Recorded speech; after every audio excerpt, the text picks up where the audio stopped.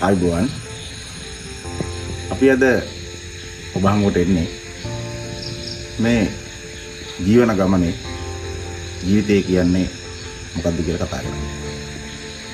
ජීවිතය කියන කාරණාව නොයෙකුත් දෙනෙකුට නොයෙකුත් විදිහේ නිර්වචන තියෙන්න පුළුවන්. හැබැයි ජීවන ගමනක් තුළ Tamanට කොයිතරම් තෘප්තියක් ඒ ජීවිතය පිළිබඳව තියෙනවාද කියන කාරණාව මත ඒ නිර්වචනවල බරසාරකම වෙනස් වෙන්න පුළුවන්. සාමාන්‍ය ජීවන ගමනකදී කෙනෙක් තෘප්තිමත් වන්නේ කිනම් වයසකදීද, කිනම් කාලයකදීද, කිනම් කර්තව්‍යයන් කොටාසයකදීද කියන කාරණාවත් එක්ක ඒ කියන්නා වූ ජීවන ගමනේ තියෙන අරුත පිළිබඳව වටිනාකම වෙනස් වෙන්න පුළුවන්. ජීවිතේ මේ රට දිහා බැලුවම, මේ ලෝකයේ දිහා බැලුවම, නොයෙකුත් නායකයන් දිහා බැලුවම, නොයෙකුත් ව්‍යවසායකයන් දිහා බැලුවම, නොයෙකුත් විදිහේ කර්මාන්තකරුවන් සහ පුද්ගලයා කියන පොදු නාමයෙන් බැලුවහම නොයෙකුත් දෙනා ළඟ නොයෙකුත් විදිහේ තෘප්තිමත් භාවයන් සහ ජීවන අභිලාෂයන්, ජීවන රටාවන් තියෙන්න පුළුවන්. මේ සෑම දෙයක්ම ගණනය කරලා අපිට ගන්න බෑ. ඒකට කාල වේලාව සහ ධනය ශ්‍රමය කියන කාරණා ගොඩක් අප වෙන නිසා. නමුත් අපිට දකින අවට අප සමාජය තුළින් අපිට පුළුවන් අපගේ ජීවන තෘප්තිය පිළිබඳව අවබෝධයකට එන්න. ඒකට තමන් ජීවන ගමන මොනතරම් තෘප්තිමත් වුණාද කියන එක පිළිබඳව පසක් කරන්නට, මදක් කල්පනා කරන්නට සිද්ධ වෙනවා.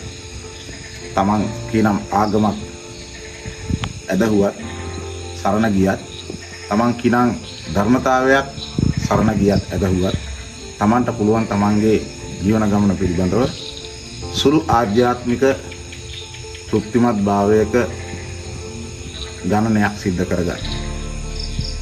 එහෙම කරගත්තොත් බොහෝ වෙලාවල් වලදී තමන්ට තමන්ව දකින්න පුළුවන් වගේම තමන්ගේ ජීවිතය කියන්නේ මොන වගේ දෙයක්ද කියන දේ පිළිබඳව තමන්ට දැනගන්න පුළුවන්. ගොඩාක් දෙනෙක් ගොඩාක් වෙලාවට සමහර කරුණු කාරණා ඔස්සේ තමන් තෘප්තිමත් කියන කාරණා තියෙන්න පුළුවන්. ඒ කාරණා මොනතරම් යහපත්ද, ਸਰව සම්පූර්ණද කියන කාරණාව පිළිබඳව තක්සේරු කරද්දී නොයෙකුත් විදිහේ ධර්මතාවයන් සහ ලෝක සම්මත ධර්මතාවයන් පිළිබඳව හිතා බලා කරුණු කාරණා ගෙන හැරගෙන තක්සේරු කරන්න සිද්ධ වෙනවා. එතකොට සමාජය තුළ බොහෝ විට කෙනෙකුට නිර්ණායක තියෙන්න පුළුවන්. ඒ කෙනා පිළිබඳව නොයෙකුත් විදිහේ මතවාද නිර්මාණය වෙලා තියෙන්න පුළුවන්. හැබැයි බොහෝ විට ඒ පුද්ගලයා ඇසුරු නිසුරු නොකළ කෙනෙක් හෝ ළඟින් ඇසුරු කළ කෙනෙක් විසින් නිර්මාණය කළ නිර්ණායක වෙන්න පුළුවන්. නමුත් පුද්ගලයෙක් අර කාරණාවක් විදිහට කියලා තියෙනවා. කෙනෙක් සිනහවෙන් හෝ කතාවෙන් බෑ මනින්නට මිනිසා කියලා. සිනාවෙන් කතාවෙන් මනින්නට බැරි කෙනා ආශ්‍රය කරලා බල්ලත් සමහර ලාවට නිර්ණායක කරගන්න බැරි වෙන්න පුළුවන්. නමුත් හොඳින් ආශ්‍රය කිරීමට නම් දිගු කාලයක් ගත කරන්නට වෙනවා. දිගු කාලයක් ගත කරලත් සමහර විටකදී හඳුනා ගන්න බැරි වෙන්න පුළුවන්. ඒක තමයි නියත නොවන අනියත ධර්මයන්ගේ හැටි. මනුස්සයා කියන්නේ වෙනස් වීම හඳුනාගත නොහැකි වූත් නමුත් තප්පරයක් පාසා වෙනස් වෙන සිතක් තියෙන රූපයක් හරහා පිට කරගත්ත නාමයකින් හඳුනාගත්ත ජීවියෙක්. ඒ නිසා අපි මොන බැඳීම නම් කරලා තිබුණත්, මොන විදිහේ වටිනාකමක් ඒ බැඳීම් වලට දීලා තිබුණත්, ඒ හැම දෙයකම පැවැත්ම පවතින්නේ ජීවිතය කියනා වූ ගමන, සංසාරික ගමනේ තවත් එක් පරිච්ඡේදයක් විදිහට නිමා කරන තෙක් පමණයි. ඒ කාර්තුව තුළ අපි මොන ආකාරයේ චරිතයක් නිර්මාණය කරලා තිබුණද කියලා අවසාන මොහොතේදී තෘප්තිමත් වීම ඉතා වැදගත්. මේ ලෝකයේ හැරදා යන්නට පෙරමත්තෙන් අසුරු සනකට මෙහා වේලාවකදී තමන් මේ අත්භවය තුල ගත කළ ජීවිතය මොනතරම් තෘප්තිමත්ද කියන කාරණාව පිළිබඳව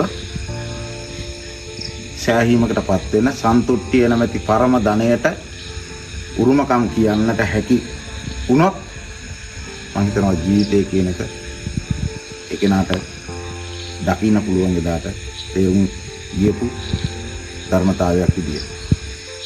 එහෙමනම් කොහොමද මේ අවසාන මරණ මංචකයේදී ජීවිතයේ තෘප්තිය පිළිබඳව සන්තුෂ්ටි නම් පරම ධනයට උරුමකාරකම් කියන්නට මේ ජීවිතය ගත කළ යුතු වන්නේ? මේ ජීවිතයේ කිනම් වූ ධර්මතාවයන් ස්පර්ශ කළ යුතුද? කිනම් වූ ධර්මතාවයන් භුක්ති විඳිය යුතුද? කිනම් වූ ධර්මතාවයන් ජීවිතේ දැනුම ලෙසින් ලබාගෙන ආකල්පයක් ලෙසින් වර්ධනය කරගෙන කුසලතාවයක් විදී ඔප්නම් වාගත්තොත් වටිනාකම් තියේවිද කියන කරුණු කාරණා පිළිබඳව ඉදිරියට මොයිකුත් කොටස් නාමාවලින් යටතේ කතා කරන්න බලාපොරොත්තු වෙනවා. මම ආරාධනා කරනවා මහා අපහාර දීමකට ඔබට ඒ කරුණු කාරණා මතුවට දැනගෙන ඔබේ ජීවිතයේ සන්තුෂ්ටි නම් වූ පරම ධනෙට උරුමකම් කියන්නට වාසනාවන්ත වේවා කියන ඔබ සමට ආයුබෝවන්.